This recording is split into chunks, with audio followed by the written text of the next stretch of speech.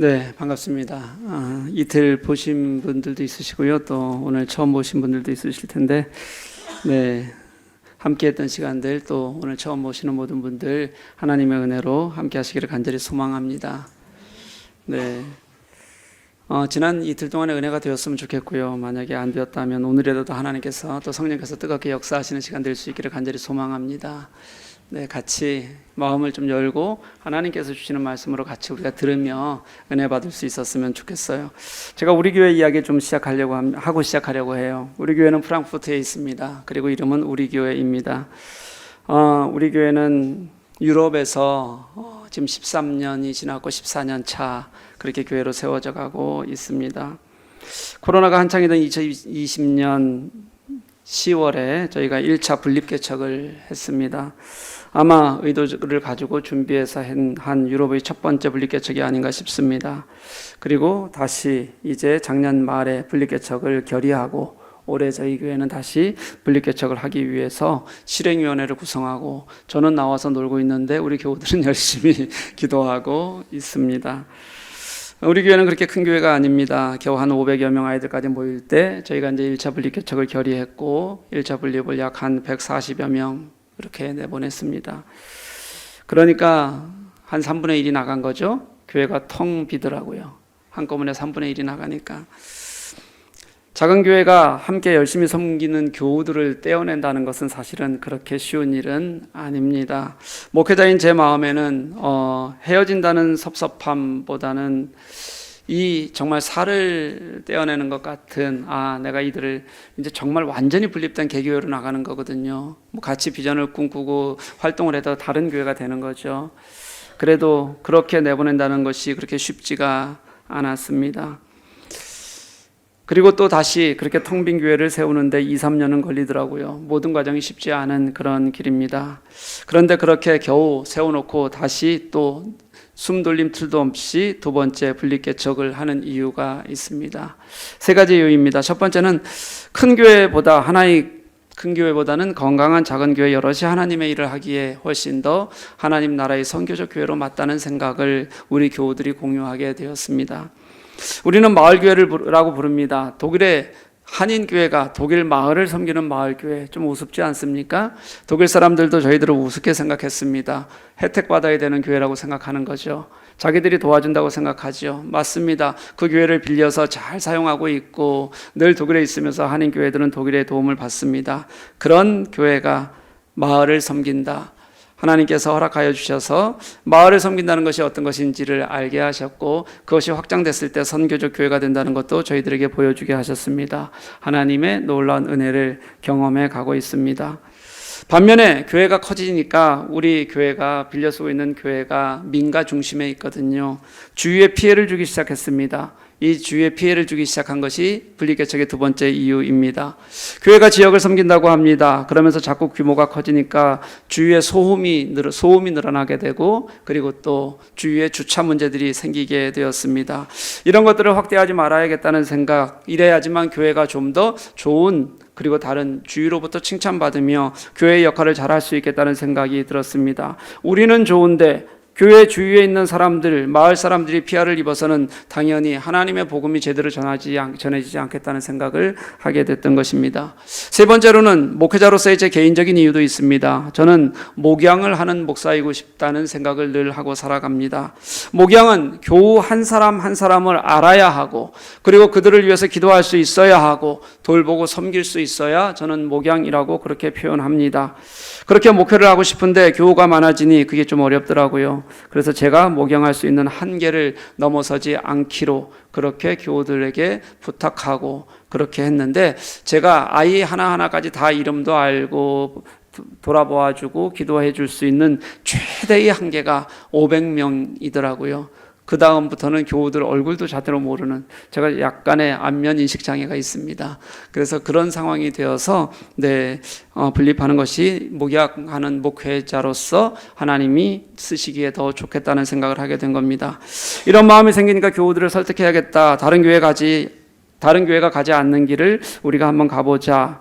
그게 아무리 어려워도 하나님께서 기뻐하시는 길이라면 기꺼이 해보자. 이런 마음이 들었고, 그렇게 교우들을 설득하고 함께 기도하면서 열심히 하나님의 뜻을 물어갔더니 코로나 팬데믹 환경에서도 하나님은 하게 하셨고요. 그리고 올해 또다시 교회 교우들의 마음을 만져주시고 열어주셔서 다시 시작하게 하셨습니다.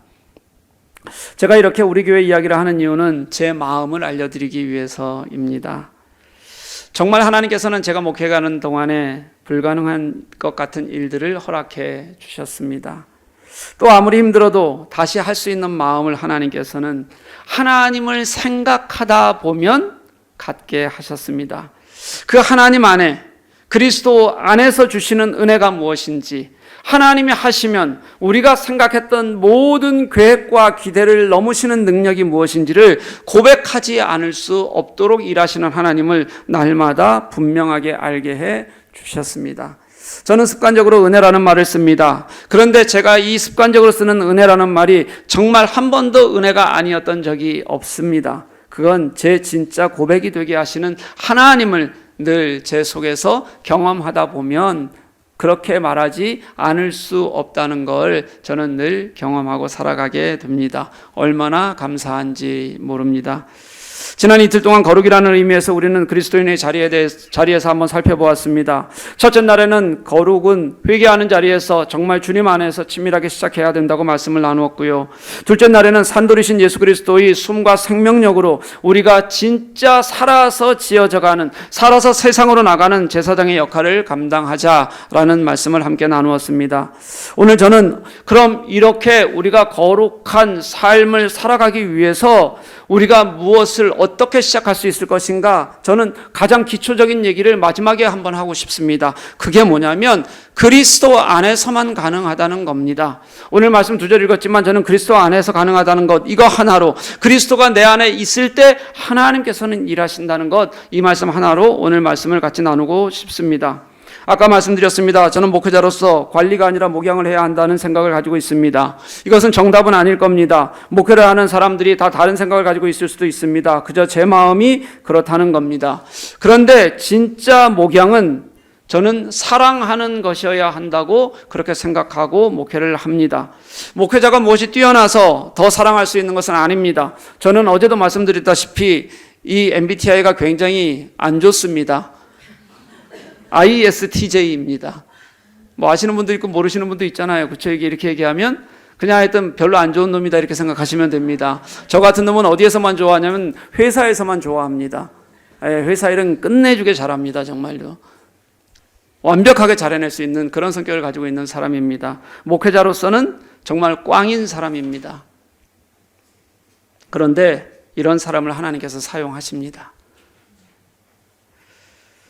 혹시 목회자가 진짜 목회를 하고 교회를 돌아보고 진실하게 사랑한다면 저는 그 사람이 가지고 있는 성품보다는 하나님께서 그 마음에 주셔서 그 마음에 당신을 알게 하셔서 그렇게 주님을 더 잘 알아서 그 마음을 가졌기 때문이다. 저는 그렇게 생각합니다. 그래서 저는 그 마음에 예수가 없는 목사들을 가끔 볼 때가 있습니다. 왜 목사가 되었는지 잘 이해할 수가 없는 인간들입니다. 그런 사람들은 자꾸 이상한 문제를 만들어 갑니다. 하나님이 내 마음에 없는 목사가 어떻게 사람을 사랑할 수 있겠습니까? 그리고 하나님이 내 마음에 있다면 내가 가지고 있는 인간적인 그런 연약함이라고 하는 것들을 왜 넘지 못하겠습니까?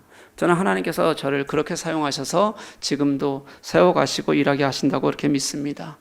신약에서 베드로전서를 보면 거룩의 문제를 깊이 다루는 책입니다. 이것처럼 거룩의 문제를 깊이 다루는 책은 없을 겁니다. 오늘은 그 중에서 첫 번째 15절의 상반절 말씀, 너희 마음에 그리스도를 주로 삼아 거룩하게 하고, 이 말씀에 좀 집중해 보려고 합니다. 우리가 첫째 날에 나눈 진실한 회개와 거룩한 하나님과의 친밀함, 그리고 둘째 날에 나눈 예수 그리스도와 함께하는 거룩한 제사장의 삶, 이것들을 어떻게 우리 안에서 완성해 갈 것인가의 대답이 이 말씀 속에 저는 있다고 그렇게 생각합니다. 어떻게 이제 내 삶에서 하나님의 거룩을 드러낼 것인가, 어떻게 그 거룩으로 세상 앞에서 세상을 부끄럽게 하며 우리가 살아갈 수 있을 것인가, 저는 그리스도가 내 안에 있는 것으로 시작해야 한다고 그렇게 여러분들에게 권면하고 싶습니다. 사랑하는 광주 소명교회 교우 여러분, 그리스도가 여러분 안에 있기를 간절히 소망합니다. 너희 마음에 그리스도를 주로 삼아 거룩하게 하고, 앞서 여러분들 우리가 거룩이라는 단어를 이틀 동안 계속 보아왔는데요. 이 거룩이라는 단어가 앞에서 쓰일 때는 다 형용사로 쓰여 있었어요. 무슨 뜻이었냐면 사람의 존재를 서술하는 서술을 말할 때 쓰였던 겁니다. 하나님에게서 이 우리가 얻은 거룩이 하나님께로부터, 예수 그리스도께로부터 얻은 것이란 의미의 뜻이 됩니다. 그런데 오늘 말씀의 거룩은 동사로 쓰여져 있습니다. 존경하다, 고마운 마음을 갖다, 그래서 나의 삶을 드리다, 이런 마음 뜻으로 바뀌어 갑니다. 이 거룩이 예수 그리스도와 하나가 될 때, 그때 왜 우리는 거룩을 살아야 하는지, 어떻게 그 거룩을 살아갈 수 있는지를 말씀 속에서 우리들이 예수를 통해서만 깨달을 수 있다고 가르치고 있는 것이라고 저는 그렇게 여겨집니다. 여러분, 우리가 아무리 회개해도요, 우리가 또 거룩한 삶을 이 땅에 살려고 아무리 노력해도요, 내 힘만으로는 안 된다고 그냥 그렇게 고백할 수 있었으면 좋겠습니다. 주님이 내 마음의 중심에 계시지 않으면 결국 실패합니다. 교회 일도 그렇고요, 신앙이라는 단어가 아무리 붙어 있는 어떤 것이라도 주님이 계시지 않으면 잘하면 자기 의가 되고 율법이 돼요. 잘 못하면 포기하게 되고 실망하게 되고 낙담하게 됩니다. 여러분, 교회가 뭡니까? 어제 말씀드렸던 대로 산돌이신 예수 그리스도와 함께 지어져가는 믿음의 공동체 아닙니까? 그런데 그 예수 그리스도가 나의 삶의 중심에 내 안에 있지 않고서 우리가 생각하는 이런저런 것들 다 할 수 있을 겁니다. 어떤 것이 건강한 교회인가 여러분 고민할 수 있을 거예요. 우리의 윤리적 삶이 어느 정도 세상을 바꿀 수 있다고 그렇게 생각할 수 있을 겁니다. 내 헌신이 한두 사람에게는 힘을 줄 수도 있고 용기를 줄 수도 있다고 생각합니다. 그런데 여러분, 그것이 지속될 수는 없습니다. 만약에 지속되더라도 나로 그치지 이어지지는 않을 겁니다. 대부분은 그렇게 주님 없이 하는 일들을 통해서 그 과정 속에서 누군가에게 상처 주게 될 것이고, 자신이 맞다고 생각하는 것 속에서 공동체가 어려움을 겪게 될 수도 있고, 아니면 자기 의가 점점 더 깊어져서 주님보다는 자기 의로 살아가는 사람이 될 가능성이 훨씬 더 큽니다. 주님이 마음에 계시지 않으면 그렇습니다. 그 교회의 중심에 주님이 계시지 않으면 그 교회가 그렇습니다. 저는 한국 교회가 무너지는 이유에 대해서 계속 생각합니다. 교회에 주님이 계시지 않는 것 같습니다. 주님을 부르짖어도 주님이 있는 척할 뿐이지 진짜 주님이 없는 교회가 많은 것 같습니다. 그러면서도 있는 것으로 착각하고 살아가기 때문에 그렇습니다. 그냥 감추는 것이 아니라 우리가 착각하고 살아가는 겁니다. 열매를 보면 알잖아요. 열매는 안 맺히고 그나마 맺힌 열매들도 상해가고, 그리고 손가락질 받는데 썩어가고 있는데, 그런데 우리는 주님을 중심에 두고 살아가고 있다고 그렇게 착각하고 있는 겁니다. 지금 우리가 3일 동안 나누는 이 거룩은요, 주님 앞에 있을 때 진실할 때만 할 수 있는 것들인데, 알 수 있는 것들인데, 교회가 주님과 친밀하지 않아요. 우리 신자들이 주님과 친밀하지 않아요. 그러면서도 거룩을 안다고 하는 우리의 모습들이 우리에게는 너무 자연스러운 모습이 되어져 버렸다는 겁니다. 주님과의 친밀함은 없고 아집만 있는 사람들이 소리를 질러서 기도하고 외칩니다. 그게 주님과의 친밀감이라고 여기는 사람들이 너무 많습니다. 서울에 가보면, 예전에 요즘도 자주 하는지 모르겠어요, 광화문에 가면 사람들이 모여서 기도하잖아요. 거기 있는 분들이 대부분 권사님들입니다. 장로님들이에요. 서울 경기에 있는 지역의 권사님들, 장로님들 몰려가서 그렇게 행패 부리듯이 기도합니다. 그러면서 자신들이 나라를 살리겠다고, 나라를 살린다고 얘기합니다.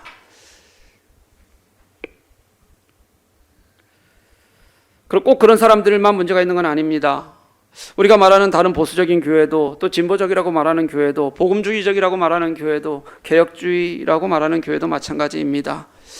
모두 다 주님과의 친밀감은 잃어가면서 안 잃어가는 것처럼, 주님과의 교제는 없는데 나는 주님을 잘 섬기는 것처럼 그렇게 착각하고 살아가고 있습니다.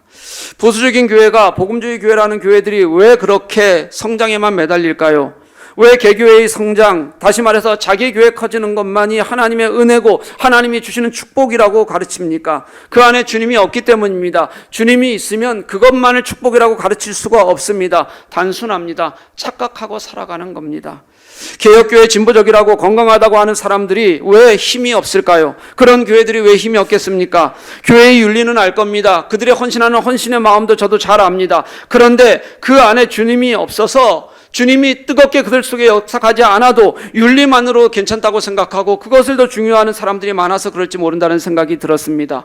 주님 때문에 마음이 뜨거워지고 그래서 그 뜨거운 마음을 가지고 내가 눈물 흘리며 헌신하고 섬겨야 하는데 그냥 주님이 가르치셨으니 나도 해야지라는 마음 하나 가지고 그냥 한다고 여기면 되는 것처럼 착각할 때 그들은 힘없는 우리의 아무것도 바꿔내지 못하는 운동을 하게 될지도 모른다는 생각이 들었습니다. 저는 우리 교회 교우들에게 이렇게 가르칩니다. 신앙은 보수적으로 갖자.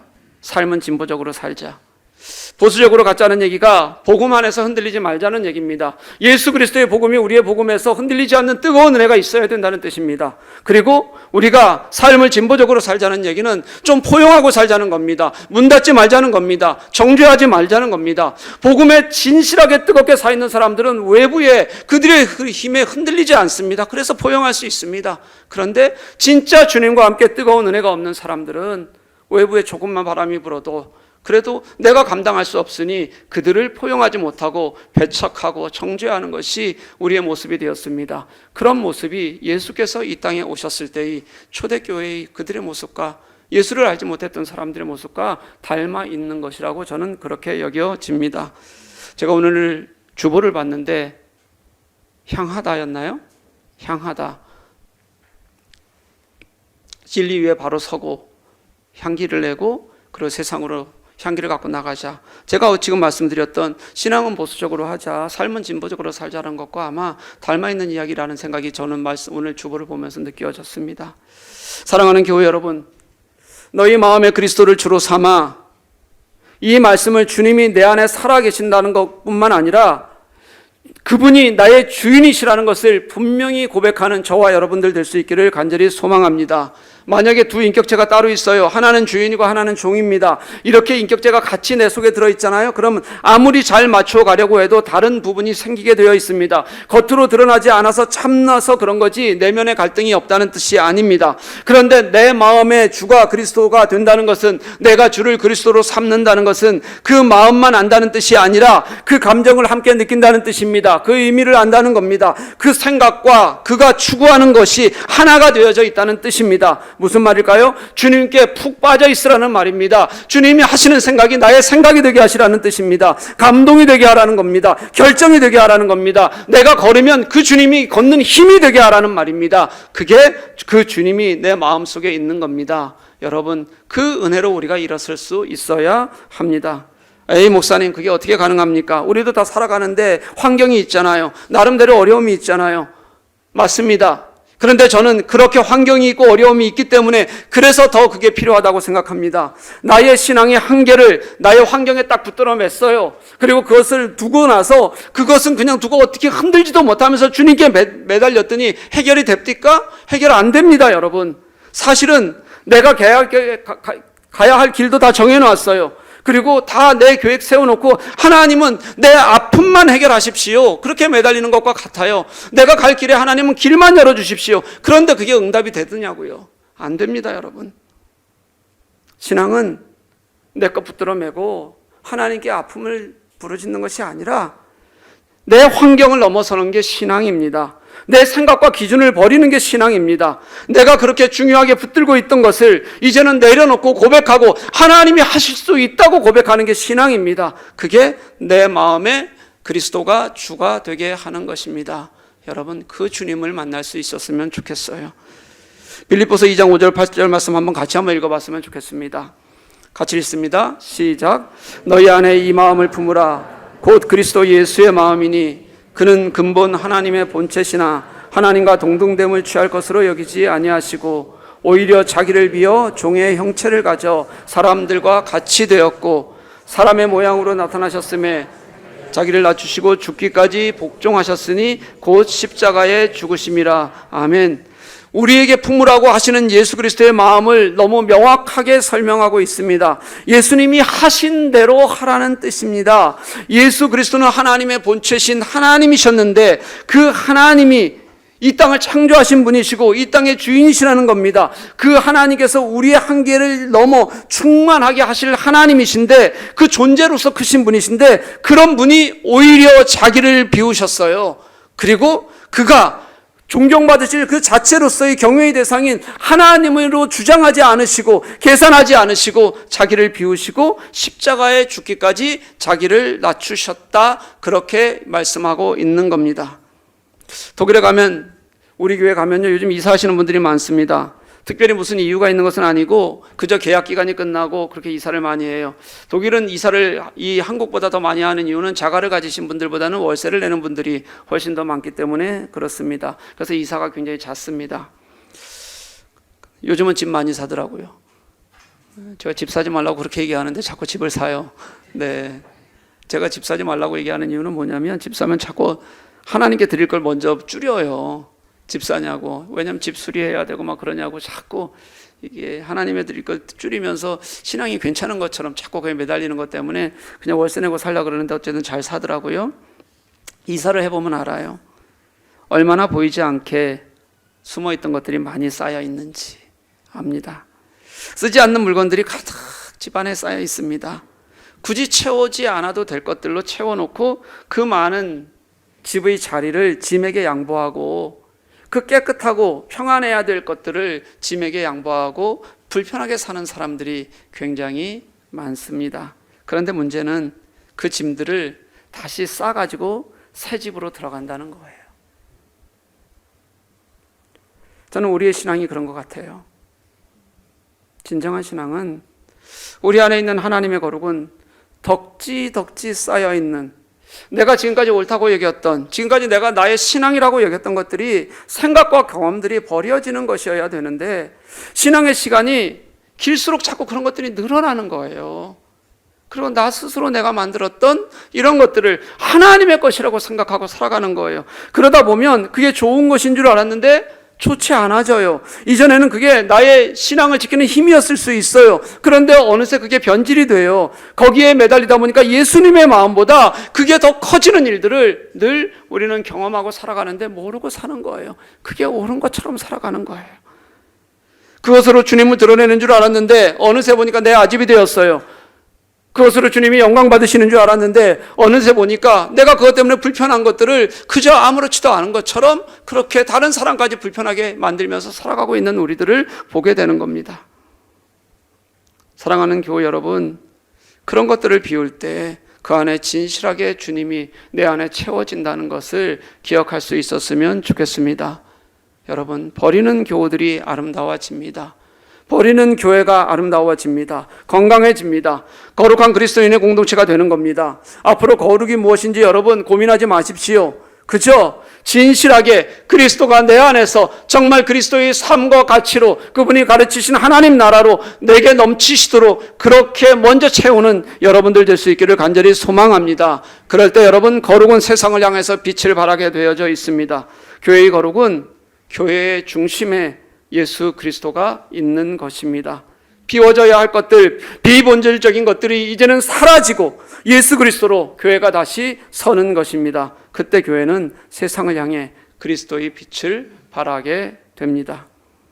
교회가 다시 건강한 교회로 세워져가는 방법은 겉이 아니라 속에 있습니다.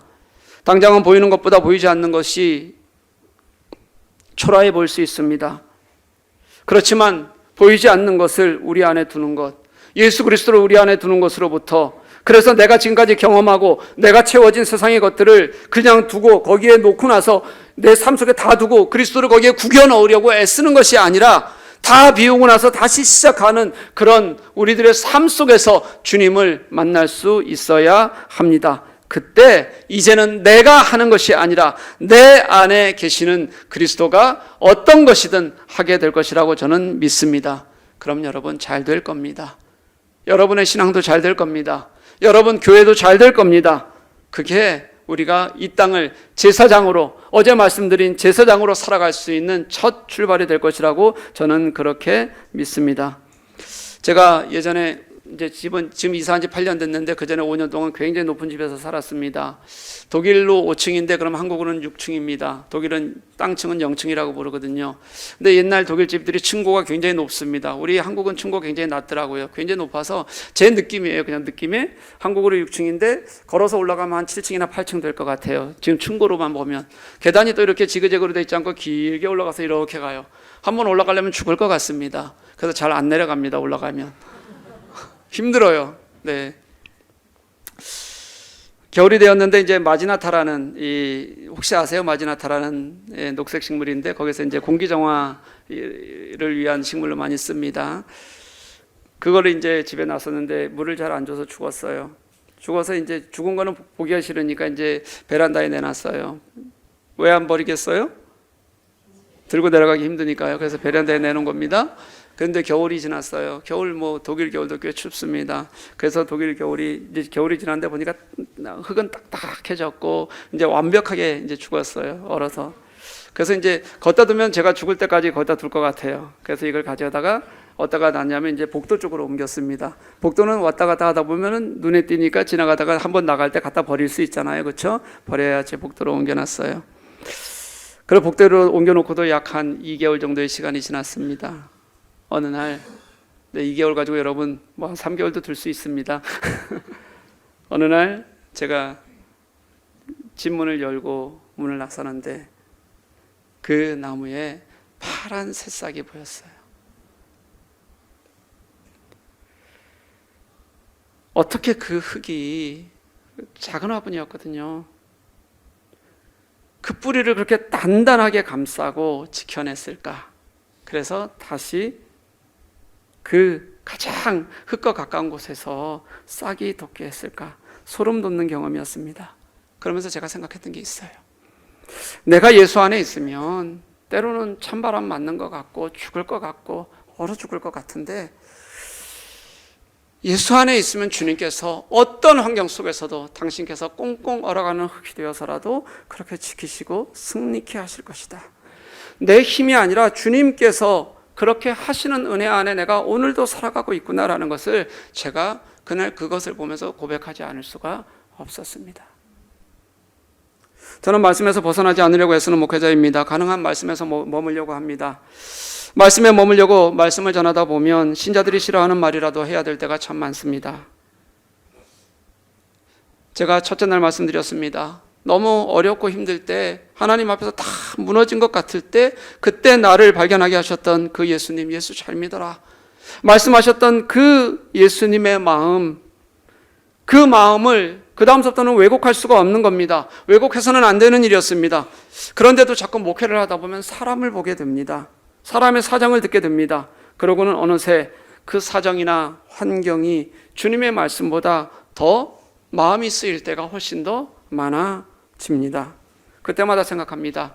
그래도 사람 보지 말고 예수 안에서 보자. 그러면 예수 안에서 또 다른 시각으로 그들을 살리시고 세우시는 하나님의 은혜를 경험케 하실 것이다. 그렇게 생각하게 됩니다. 여러분 세족식 잘 아시죠? 예수님과 마지막 제자들이 만찬을 합니다. 예수께서 마지막 만찬 후에 수건을 허리에 두르시고 양동이에 물을 떠다가 제자들의 발을 씻기셨습니다. 유대인들에게 있어서 성만찬의 의미는 광야에서의 유월절의 기억처럼 하나님의 사랑을 먹어야 한다는 것, 그 하나님의 사랑을 먹는 것이 본질이어야 된다는 것을 가르치는 것으로 저는 그렇게 이해합니다. 먹지 않으면 죽는다는 겁니다. 그래서 자꾸 먹이시는 겁니다. 저는 조금 먹고 싶습니다. 목사님, 저는 조금 먹고 싶습니다.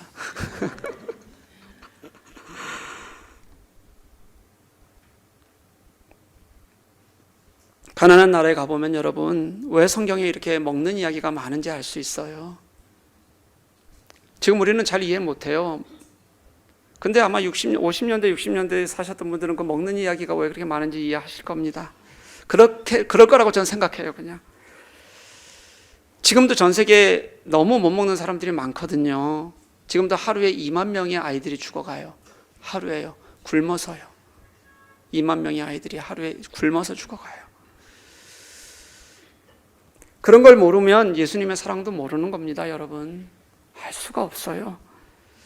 그렇게 굶어 죽는 사람이 많던 시절, 예수님 시절에 예수님께서는 그들을 먹이고 싶으셨던 거예요. 예수님의 사랑을 설명하고 싶으셨던 겁니다. 그러니까 예수님께서 오병이어의 기적을 일으키시기도 하시고 빵을 찢어서 먹이시는 것을 통해서 그걸 통해서 예수 그리스도를 기억하라고 말씀하시는 것이라고 저는 그렇게 생각해요. 그냥 자기 몸을 찢어서 당신의 사랑을 보이시는 것을 먹는 것처럼 말씀하셔도 그래도 그들이 그것 때문에 그 예수님을 기억할 수 있겠다고 생각하셨던 것이 저는 성만치 않은 예수님의 사랑이었다고 생각해요. 그런데 그런 자리에서도 제자들은 싸웠어요. 누가 크냐고 싸웠어요. 저는 이게 뿌리 깊은 우리의 죄성입니다. 사진 하나 좀 보여주셨으면 좋겠어요. 그림입니다. 여러분, 이게 지금 베드로의 발을 씻기시는 예수님이라는 그림의 이 지거 쾌더라는 독일 화가가 그린 그림입니다. 여러분, 베드로의 얼굴이 너무 잘 보여요. 그런데 예수님의 얼굴이 없어요. 베드로가 감싸고 있어요. 머리도 잘 안 보여요, 여러분. 그죠? 근데 예수님의 얼굴이 여러분 어디에 있습니까? 예, 대야 안에 있어요. 양동이 안에 베드로의 발과 겹쳐 있어요. 저는 이 그림을 보면서 이 화가가 그리고 싶었던 마음이 이거라고 생각했어요. 묻지는 않았습니다. 제가 혼자 묵상하는 거예요. 그 더러운 발은 손으로 씻기는 것이 아니라 가장 존귀하다고 여기는 얼굴로 가장 중요한 것으로 씻기는 것이라고 주님은 그렇게 내게 가르치셨다고 아마 이 화가는 생각하고 있는 것 같아요. 우리는 예수님을 생각할 때 그 예수님이 하셨던 그 일 하나하나를 그저 외적인 것으로만 생각할 때가 참 많아요. 그런데 주님께서는 그 안에서도 당신의 마음을 보여주고 싶으셨어요. 그래서 허리에 수건을 두르신 겁니다. 제자의 발을 씻기신 겁니다. 그 못 먹던 시절에 예수님께서는 자신의 살을 찢어 먹이시는 십자가의 구원의 모습을 보여주셨어요. 그리고 나서 우리들에게 이것이 어떤 것인지를 또다시 보여주시는 장면이 그게 발을 씻기시는 거였어요. 우리는 세족을 겸손이라고 말하죠. 저는 겸손이라고 말하지 않습니다. 사랑이라고 말합니다. 저는 우리에게 보라고 하시는 그것조차 깨닫지 않으면 안 된다고 하시는 이게 예수님의 마음이라고 너희 눈앞에 펼쳐진 사랑의 본이라고 그러니 너희들 잊지 말라고 말씀하시는 예수 정신이라고 섬김의 정신이라고 저는 그렇게 이해합니다. 그 예수께서 내 안에 없는데 내게서 왜곡되는데 자꾸 예수라는 이름으로 나를 왜곡하는데 어떻게 그리스도인의 거룩한 삶이 있을 수 있겠습니까? 저는 불가능하다고 생각합니다. 한국교회 교인들은 자기 하나 구원받을 힘은 다 있어요. 여러분 다 구원받으실 겁니다. 그런데 세상에 나가면 실패합니다. 우리는 제사장의 삶이 없다는 뜻입니다. 예수의 피가 없어서가 아니에요. 그 예수께서 피를 흘려서 나를 위해 죽으셨다는 것에 감동이 없어서가 아니에요, 여러분. 그런데 그것이 진짜 내 안에 진실하게 살아있는 내 안에서 나의 삶을 만지시는 넘치는 하나님의 은혜로 있지 않아서라고 저는 그렇게 생각해요. 피 그렇게 좋아하는, 보혈의 피 그렇게 좋아하는 사람들이 그래서 그 소중한 구원의 역사를 고백한다는 사람들이 거기에서 멈추는 거예요. 그리고 한 발짝도 나가지 못하는 겁니다. 예수가 나를 위해서 피를 흘리셨다면 이제 그 예수님께서 우리 안에 살아서 역사하게 하시는 능력이 되도록 하는 것이 그게 거룩한 삶을 살아가는 우리 그리스도인이어야 한다고 저는 그렇게 믿습니다. 사랑하는 여러분, 성경이 가르치시는 사랑이 왜 힘든지 아십니까? 우리가 말하는 사랑은 다 감정적인 용어일 때가 많습니다. 그런데 예수님은 사랑을 감정적인 용어로 가르치신 적이 없어요. 관계의 언어였습니다. 사랑은 혼자 하는 것이 아니기 때문에 힘든 겁니다. 대상이 있기 때문에 어렵습니다. 한번 떠올려 보십시오. 자연사랑, 인류사랑, 북한사랑, 세계평화, 사회정의 누구나 다 말할 수 있습니다. 다 말합니다. 왜 말할 수 있냐면 지금 당장 내 눈앞에 구체적인 대상이 없어서 그렇습니다. 그런데 교회 안에 누군가 정말 나의 마음을 아프게 하든 아니면 내가 정말 돌아봐야 될 그 한 사람을 진심으로 지속적으로 사랑하기는 정말 어렵습니다. 대가를 바랍니다. 뭔가 내어놓으면 그 다음 발뛰기는 더 어려워질 때가 많습니다. 왜냐하면 구체적인 대상이 있기 때문이에요. 세계평화를 말할 때 여러분 대상 없잖아요. 그냥 기도하면 되잖아요. 대상이 있으면 어려워지고 일반적이다 싶으면 마음의 상처를 입기 시작하고 큰 걸 줬으니 작은 것이라도 받고 싶어지고 그러다 보면 다시 포기하게 되고, 이게 예수를 아는 우리들의 모습이라는 거예요. 예수를 안다면, 예수가 있다면 이런 우리들의 모습이 변해야 합니다. 그래서 저는 변할 것이라고 그렇게 믿습니다. 신자는 주님이 내 속에 있을 때 빛을 발해요. 주님이 내게 있을 때 누가 봐도 아름다워집니다. 주님이 진짜 내 안에서 당신의 가치로 나를 사로잡을 때, 그때 신자는 아름다워집니다. 그런 우리를 보고 누가 물을 겁니다. 도대체 예수가 누굽니까? 저는 세상 사람들이 우리의 내 속에 있는 예수 그리스도를 인하여서 내게 그렇게 묻는 우리 교회들을 생각해 보면 가슴이 뛰어요. 도대체 예수 그리스도가 누구입니까? 그렇게 세상이 물을 때 우리가 온유한 마음으로, 세상에 대해서는 온유하고요, 그리고 하나님에 대하여서는 생명 하나라도 놓칠까 하는 두려움을 가지고 그렇게 그 주님을 답할 수 있는 사람들, 그것이 주님으로 채워질 때 우리는 그것을 인하여 세상에서는 승리하고, 그리고 주님을 믿지 않는 자들을 부끄럽게 할 수 있을 것이라고 저는 그렇게 믿습니다. 싸워서 부끄럽게 하는 것이 아니라 우리의 제사된 삶이 그들을 부끄럽게 하는 것이 우리의 모습이어야 합니다. 그런데 교회들이 부끄러운 줄도 모르고 만문에 휘둘리고 타락해가고, 밖에 나가면 신자들이 부끄러워서 얼굴도 듣지 못하는 이런 시대를 살아가고 있는 것이 얼마나 안타까운 줄 모릅니다. 예수 그리스도를 내 안에 두고 거룩이 무엇인지 아는 자들은 저는 세상에 대하여 승리하게 될 것을 믿습니다. 그리고 건강하게 여러분의 교회를 지켜가게 될 것이라고 저는 믿습니다. 그 출발이 내 안에 예수 그리스도가 계시게 하시는 것, 우리 교회의 중심에 예수 그리스도가 계시는 것이어야 한다고 믿습니다. 그러면 결국 비본질적인 것들은 다 사라집니다. 힘을 잃습니다. 그리고 본질이 세상을 바꾸고 교회를 바꾸는 은혜를 경험하게 될 것입니다. 제 어머니 얘기 한번 하고 마치려고 합니다. 저는 어머니와 멀리 떨어져 살았습니다. 어린 시절부터 어머니를 성인이 될 때까지 같이 살지 못했으며 1년에 한 두세 번 만나는 게 제가 어머니를 만나는 것의 전부였습니다. 그렇게 멀리 떨어져서 살다 보니까 어머니에 대한 사랑도 없고 정도 없었어요. 초등학교 때 어린 시절부터 계속 떨어져 살았거든요. 서울로 대학을 가야 되는데 저희 어머님이 그때 성수동의 반지하에 이제 방을 얻어서 누님도 올라가고 여동생도 올라갔어요. 이제 저만 올라가면 됩니다. 근데 저는 가기가 싫더라고요. 그냥 반항심이 생겼습니다. 왜 그랬는지 모르겠습니다. 그래서 원주에서부터 광장동까지 차를 타고 다녔던 겁니다. 그거 다 제가 자초한 일이에요. 그렇게 이제 있는데 어머니께서 어느 날 그렇게 이제 성인이 되면서 이유는 없었어요. 그냥 그 멀리 떨어졌던 정이 없고 사랑이 없었던 시간이 지나면서 이제 이게 그냥 자연스럽게 갈등의 상황의 마음이 됐던 것 같아요. 어머니께서 저를 어느 날 찾아오셨어요. 찾아오셨던가 얘기가 잘 안 되잖아요. 그렇죠? 이럴 땐 대화가 잘 안 통해요. 늘 부딪혀요. 그럼 이제 우리 어머니들이 늘 하시는 레퍼토리가 있더라고요. 내가 너를 어떻게 키웠는데.